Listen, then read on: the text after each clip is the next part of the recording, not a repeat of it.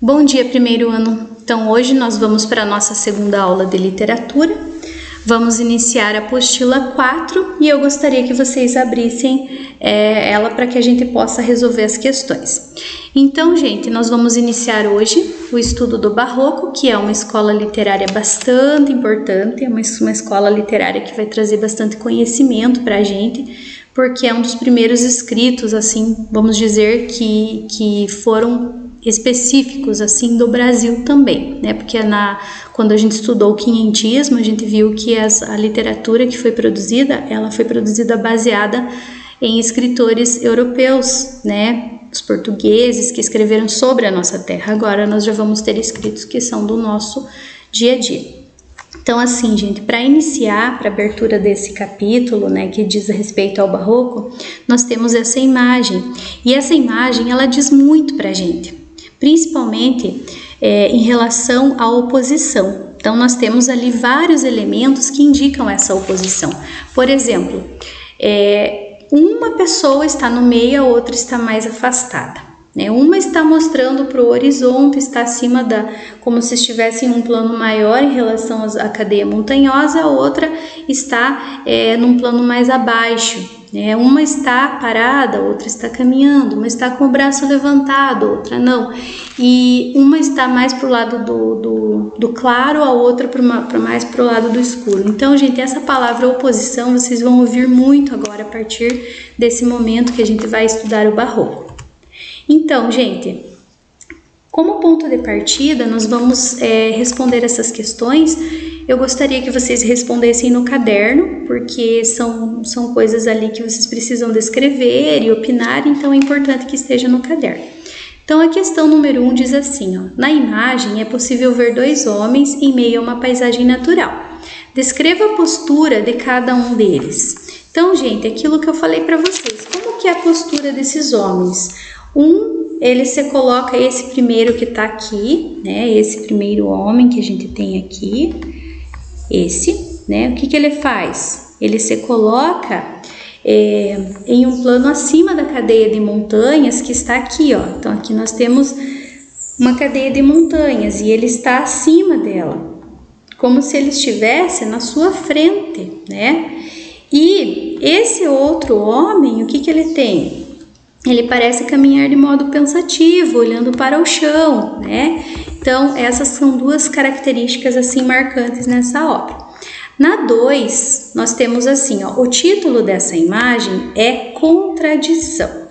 Para você, qual é a relação entre a imagem e o título? Qual é a relação entre a imagem e o título contradição? Então, gente, nós temos aqui várias contradições. A começar, na verdade, no início, antes da gente fazer a análise, eu já falei para vocês, né? Então, um levanta o braço, outro abaixa. Um está no centro da imagem, outro está na extremidade. Um está parado, outro está em movimento. Um olha em direção ao horizonte, outro olha para o chão.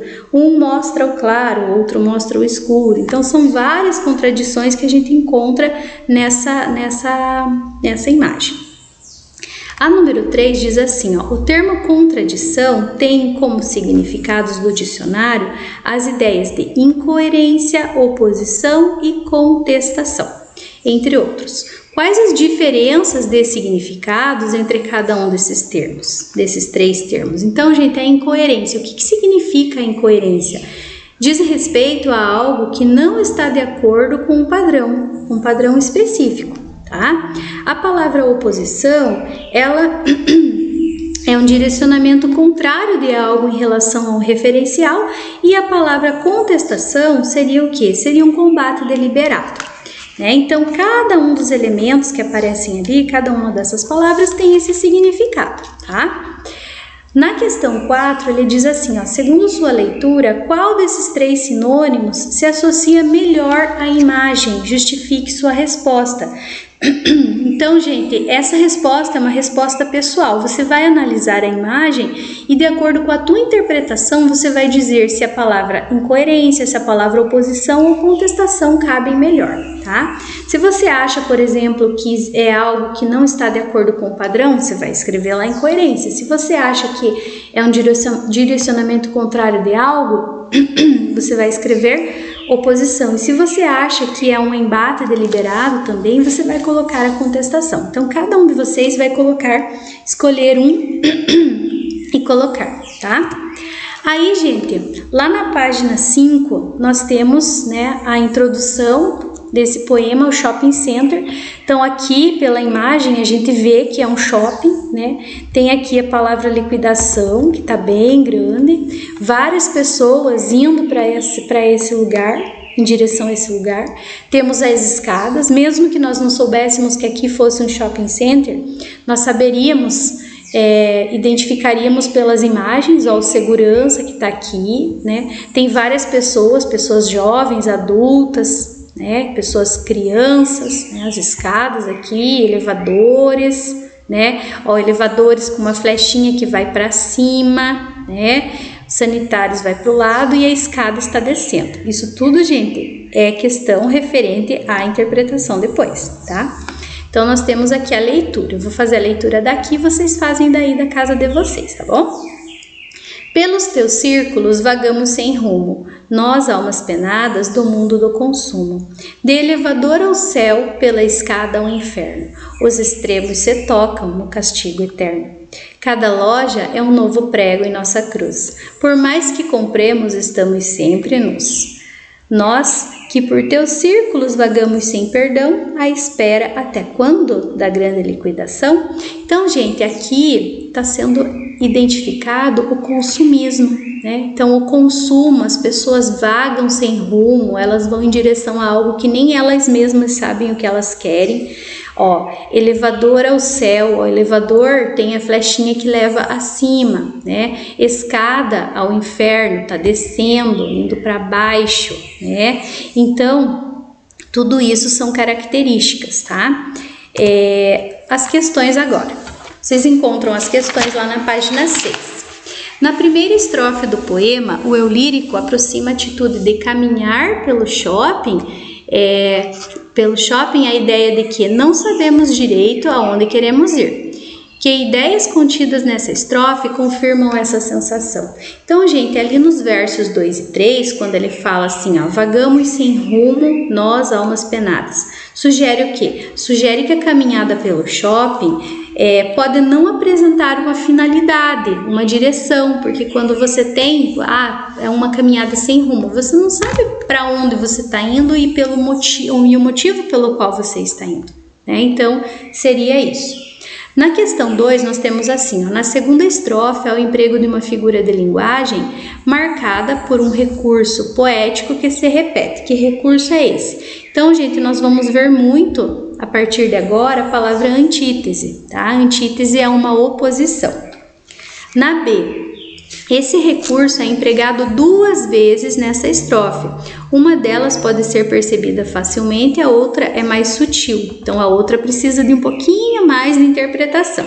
Identifique essas 2 ocorrências. Então, gente, a oposição entre o céu e o inferno e entre elevador e escada são 2 antíteses. Então, o céu e o inferno tá claro ali, né? Essa que ele falou que pode ser percebida facilmente. E a mais sutil seria o elevador e a escada. Lembram que eu falei da flechinha lá, ó, no elevador? Ó, a flechinha que eu marquei para vocês.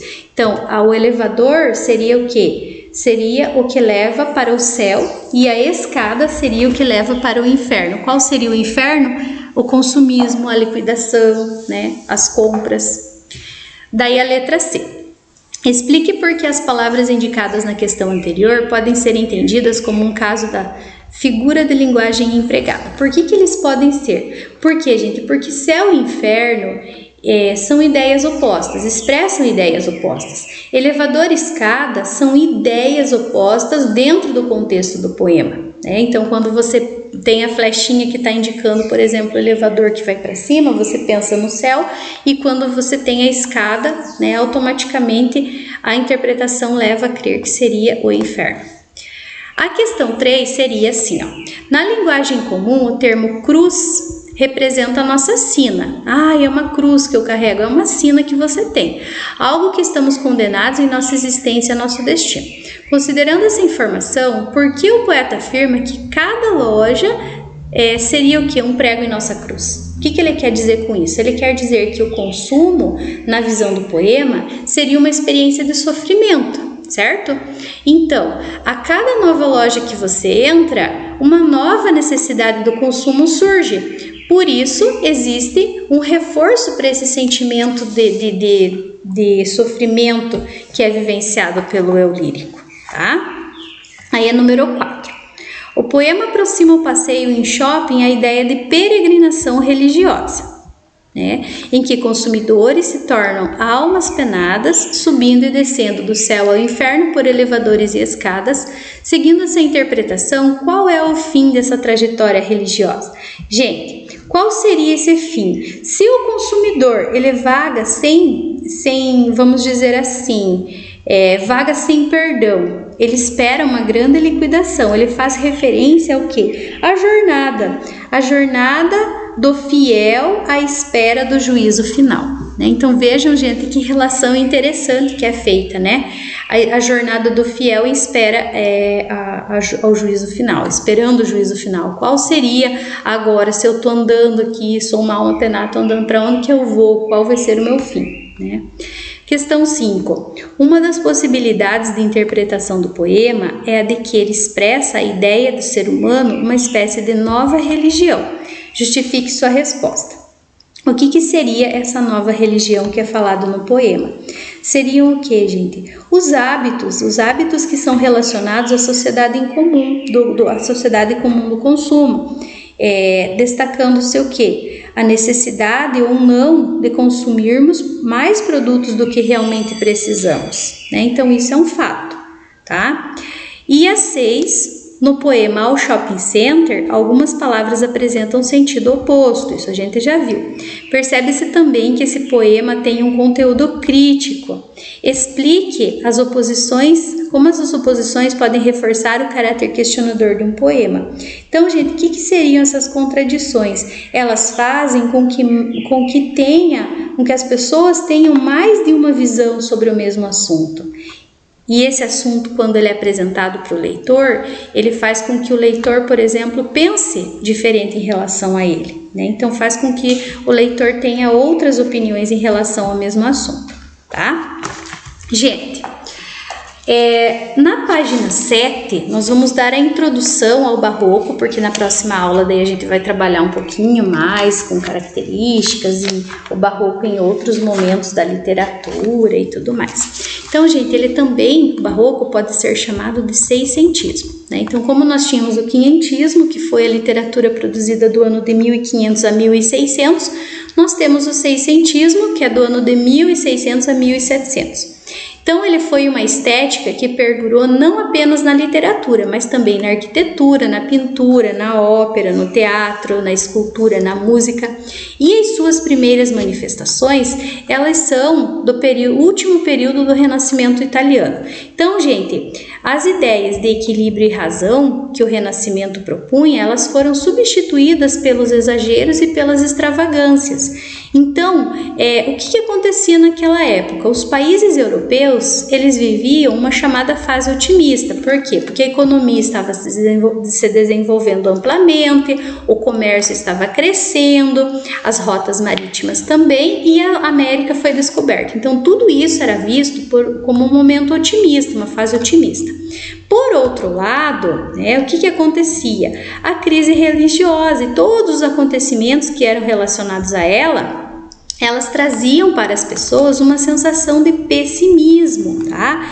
E esse pessimismo era mostrado por uma Europa que era dividida entre o surgimento de novas crenças religiosas. Então, isso acabou trazendo essa ideia de antítese, né? Que eu falei para vocês que a gente vai ver muito no barroco a partir de agora, tá? Então, gente, esse otimismo econômico que era vivido pelos países europeus e o pessimismo religioso, eles deram lugar a um chamado espírito contraditório, tá? Esse espírito contraditório, ele traz essas duas visões. Então, de um lado, o aprofundamento do racionalismo, né, o pensamento antropocêntrico, que o homem é centro do universo, e de outro lado, nós tínhamos a crise que aconteceu pelo embate do protestantismo e a contra-reforma, né? E assim, os grupos mais extremos desse momento, vamos dizer assim, eram países como Portugal e Espanha, tá? A tensão que foi gerada pela crise religiosa, o que ela fazia? Ela enfraquecia o poder da Igreja Católica, que no momento se via dividida e também, como ela estava mais fragilizada, mais criticada, tá? As grandes navegações, elas favoreceram o enriquecimento de uma pequena parcela da nobreza e da burguesia comercial. E como resultado de tudo isso, de todo esse contexto histórico que a gente viu, né, essa queda do prestígio da igreja, a nobreza tendo os bem-sucedidos e tudo mais, deu condições para o surgimento do absolutismo, que era um sistema político em que o controle social se concentrava nas mãos da monarquia, tá? Então, gente, essa foi a nossa aula de hoje, né? A gente deu uma introduçãozinha ali para o Barroco. Na próxima aula a gente vai continuar estudando essa escola literária tão importante para a gente, tá? E eu gostaria que vocês fizessem as atividades do início da aula e postassem lá no grupo da turma, ok? Um grande abraço, gente, fiquem com Deus e até a próxima!